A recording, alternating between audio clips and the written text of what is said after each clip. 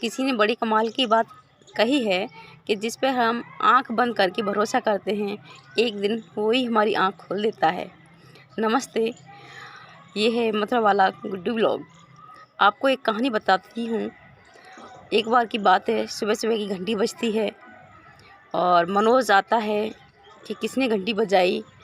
तो वो गेट को खोलता है और गेट खोल के देखता है कि दरवाजे पर एक मास्टर और मास्टरनी खड़े हैं। अब वो उन्हें अंदर ले जाता है।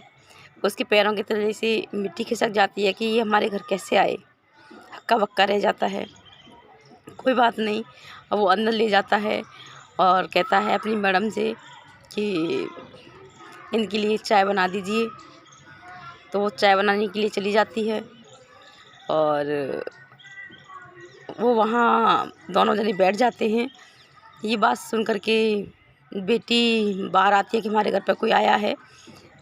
तो वो जा कर के उनसे मिलती हैं और कहती है कि अरे दादा दादी आ गए।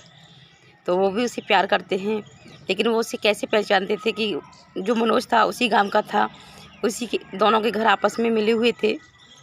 अब क्या होता है, वो भी मनोज के माँ बाप नहीं थे, तो उसकी बेटी उन्हें अपनी दादा दादी मानती थी और वो भी एक नातनी की तरह ही बच्ची से प्यार करते थे, खाना खिलाते थे, घर पे आती थी, जो भी चीज़ होती थी सब खिलाते थे। तो उनकी मैडम बीमार हो गई थी, बोली थी कि चलो हम शहर चलते हैं। तो दोनों हॉस्पिटल दिखाने के लिए एक अनजान शहर में आ गए थे, जहाँ उन्होंने सोचा कि मनोज के घर चलते हैं। अब मनोज के घर आ जाते हैं तो क्या होता है, अब वो चाय बनाने के लिए जाती है, उसकी वाइफ मनोज की, और मनोज भी उसके पास में रहता है। तो वो बोलती है उसकी वाइफ कि आप इन्हें कहाँ से ले आए, मेरी सहेली आ रही होंगी, इन्हें देख कर के क्या कहेंगी। मास्टर साहब वहाँ पर हाथ धो रहे थे। मास्टर साहब ने ये बात सुन ली। अब वो चुप, उन्होंने कुछ कहा नहीं और दोनों आपस में वहाँ बैठ गए जाके। मनोज जब तक चाय लेके आया, देखता है कि मास्टर साहब वहाँ नहीं है, वो निकल गए। मनोज बोलता है चलो अच्छा हुआ, कोई बात नहीं, जाने दो। अब क्या होता है, वो सोचते रहे और रास्ते में वो गए। अब वो उसी एक हॉस्पिटल पहुँच गए।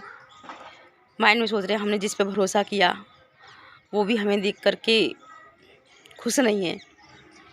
तो अचानक जैसे ही वो हॉस्पिटल पहुँचते हैं तो एक लड़का आता है अनजान। तो वो बोलता है अरे आपने मुझे पहचाना। तो वो जो मास्टर थे थोड़ा चश्मा को ठीक करते हुए बोले अरे हाँ हाँ हाँ, आप वही हो ना जिनको मैंने तुम्हें पढ़ाया था। कि हाँ हाँ मास्टर साहब, अब मैं वही हूँ जो गांव वाले मुझे पढ़ने के लिए मना करते थे, मुझे स्कूल में आने नहीं देते थे, और आप मुझे 1 घंटा मेरे घर पे पढ़ाने के लिए आते थे। कुछ नहीं है, मैं इस स्कूल में इस हॉस्पिटल में छोटी सी नौकरी है और मेरी नौकरी लग गई है। ज़्यादा बड़ी तो नहीं है, लेकिन मैं डॉक्टर सभी को जानता हूँ, और आप बताइए।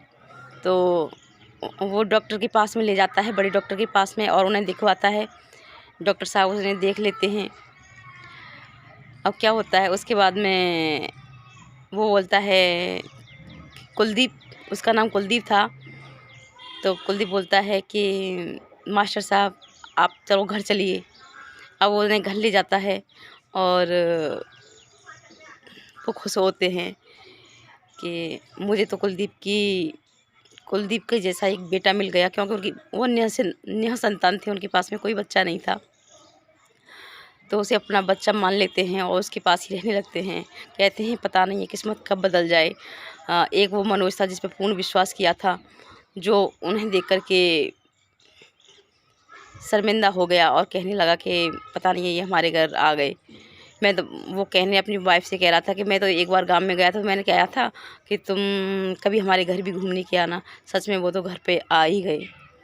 तो हर कोई कह देता है, और ऐसा नहीं होता है कि जब काम पड़ता है तो एक दूसरे के पास जाना भी पड़ता है, लेकिन कभी ऐसा व्यवहार नहीं करना चाहिए। तो कहते हैं ना, ऐसा हर किसी के साथ में नहीं होना चाहिए। अब वो कहते हैं कि जो एक मनोज ने उन्हें ठुकरा दिया, और एक ऐसा ही बच्चा कुलदीप नाम का बच्चा जो उन्हें बेटे के रूप में मिला, वाकई में एक ऐसा बच्चा होना चाहिए। और आज वो दोनों मास्टर मास्टरनी खुश हो गए उसे देख कर के। जो उनके दिल में ये चल रहा था कि इन्होंने हमें ऐसा टॉर्चर किया, ऐसा व्यवहार किया, लेकिन मास्टर साहब ने ये बात एक भी अपनी वाइफ यानी मास्टरनी को नहीं बताई थी। पता नहीं उनके दिल पे क्या बीती थी।